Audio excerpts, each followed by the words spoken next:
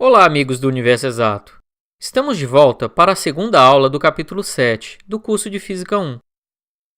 Nesta aula, veremos como calcular o trabalho sendo realizado por uma força que varia ao longo do deslocamento do objeto. Nem sempre a aplicação de uma força sobre um objeto é constante ao longo do seu deslocamento, como apresentado na aula anterior.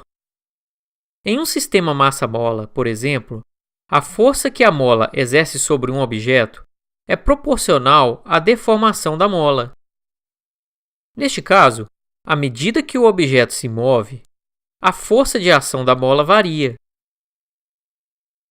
A força gravitacional que a Terra exerce sobre os corpos se reduz com o inverso do quadrado da distância entre o centro da Terra e o objeto. Em um motor a gasolina de combustão interna, como mostrado nesta animação, a força de tração necessária para fazer com que o automóvel adquira velocidade é gerada dentro dos cilindros do motor, através da conversão da reação química de combustão em energia mecânica. O motor é composto basicamente de componentes fixos e componentes móveis. Dentre os componentes fixos, temos o bloco do motor, que sustenta todas as outras partes do motor e onde se localizam os cilindros. O cabeçote, que fecha o bloco do motor na parte superior. E o cárter, que serve de depósito para o óleo lubrificante na parte inferior do bloco. Dentre os componentes móveis, temos o pistão, que vai receber a força de expansão dos gases. Este possui duas definições importantes a se mencionar. Quando o pistão está na sua altura máxima, definimos esse ponto como ponto morto superior. Quando ele está na sua altura mais baixa, definimos esse ponto como ponto morto inferior. Um outro componente móvel é a biela, que transfere a força exercida sobre o pistão para o eixo virabrequim, sendo este responsável por girar o volante do motor e, mais à frente, girar as rodas do automóvel. As válvulas de admissão e de escape também têm um papel importante no ciclo de combustão a álcool ou a gasolina dos carros convencionais, denominado de ciclo Otto. O motor que utiliza o ciclo Otto também é conhecido como motor de 4 tempos. Vamos entender o porquê, analisando ao mesmo tempo um diagrama que mostra a variação da pressão em relação ao volume do sistema, comumente utilizado para o cálculo do trabalho. A força no pistão vai variar proporcionalmente à pressão, já que a pressão é igual à força sobre a área, e a área do cilindro é constante. Num primeiro ciclo, a mistura de vapor de gasolina e ar entra no cilindro a uma pressão constante, com a abertura da válvula de admissão e à medida que o pistão se move para o ponto morto inferior. No segundo ciclo, a mistura é comprimida à medida que o pistão se move para o ponto morto superior do cilindro. Percebam que, com o aumento da pressão, à medida que o pistão se move, a força também aumenta proporcionalmente durante a compressão. No terceiro ciclo, através de uma centelha gerada pela vela de ignição, ocorre a combustão da mistura comprimida de vapor de gasolina e ar, seguida da expansão do sistema. Uma grande quantidade de energia é liberada devido à reação química que ocorre durante a combustão, aumentando subitamente a pressão dentro do cilindro e, consequentemente, a força. Este aumento de pressão empurra o cilindro para baixo com uma força que varia ao longo do deslocamento do pistão, como mostrado no diagrama. Esta força variável é transmitida pelo pistão para a biela e desta para o eixo virabrequim, provocando assim o movimento de rotação do motor.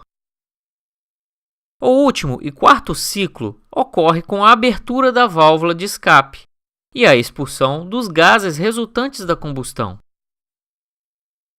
Após esses exemplos citados, você pode fazer a seguinte pergunta: Como podemos calcular o trabalho nestes casos? Já que a equação trabalho igual a força vezes o cosseno de θ vezes o deslocamento só pode ser utilizada quando a força é constante.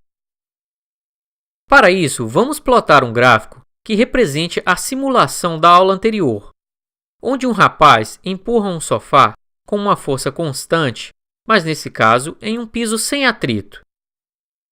Neste gráfico, relacionaremos a força constante F, sendo aplicada sobre o objeto, em função da posição deste objeto. Percebam que para calcular o trabalho total, basta encontrar a área sob a curva. Por exemplo, para saber o trabalho realizado da posição x1 até a posição x2, basta multiplicar F vezes x2 menos x1, sendo x2 menos x1 igual a ΔX. A área do retângulo em azul é o trabalho total realizado. Agora, vejam este outro exemplo, onde uma força varia ao longo do deslocamento, dado pelo seguinte gráfico. Da mesma forma, podemos calcular o trabalho total se soubéssemos o valor da área sob a curva. Um resultado aproximado pode ser obtido se segmentarmos a área sob a curva em pequenos intervalos de deslocamento ao longo do eixo x, que chamaremos de ΔX. Para cada pequeno intervalo de deslocamento, ΔX, podemos considerar que a força é aproximadamente constante para aquele segmento. Sendo assim, para obter o valor aproximado do trabalho total realizado, basta somar as áreas de cada segmento ao longo do deslocamento. Ou seja, trabalho é igual ao somatório das áreas dadas por f de x vezes ΔX, que vai de x inicial até x final. No entanto, se quisermos ser mais precisos, podemos reduzir cada segmento ΔX a um valor infinitesimalmente pequeno, que fará com que nos aproximemos do valor exato do trabalho. Portanto, podemos calcular o trabalho através do limite da somatória das áreas de cada segmento, dado por f de x vezes ΔX, que vai de xi até xf, com ΔX tendendo a zero. Este limite nada mais é do que a integral da função f de x dx para um intervalo que vai de x inicial até x final. Com esta equação, podemos calcular o trabalho total realizado através de uma força variável, se soubermos a equação da força em função do deslocamento. Vamos resolver agora um exercício bem simples para poder fixar os conceitos. Exemplo 7.1. Força variável. Uma força f de x, que atua sobre um objeto, varia ao longo do seu deslocamento em x, como mostrado no gráfico abaixo. Calcule o trabalho realizado pela força com o objeto se movendo de x igual a 0 até x igual a 10 metros. Para determinar o trabalho total realizado ao longo do deslocamento, que vai de 0 a 10 metros, basta calcular a área sob a curva.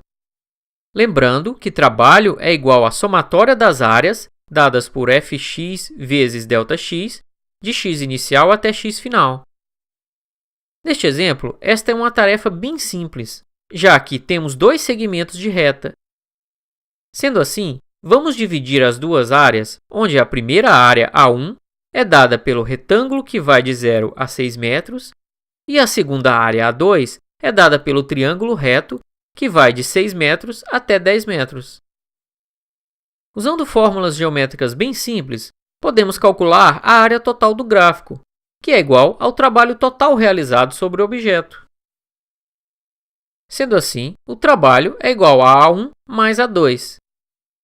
Substituindo os valores, temos que W é igual a 4 newtons vezes 6 metros, mais meio de 4 newtons vezes 4 metros. O trabalho total será igual a 24 joules mais 8 joules, que é igual a 32 joules. Vamos ficando por aqui com mais esta aula. Mas antes, um pequeno recado. Para contribuir com o Universo Exato, não deixem de assinar o canal e deixar o seu joinha. Uma outra forma de contribuir é compartilhar as aulas com seus amigos e contatos.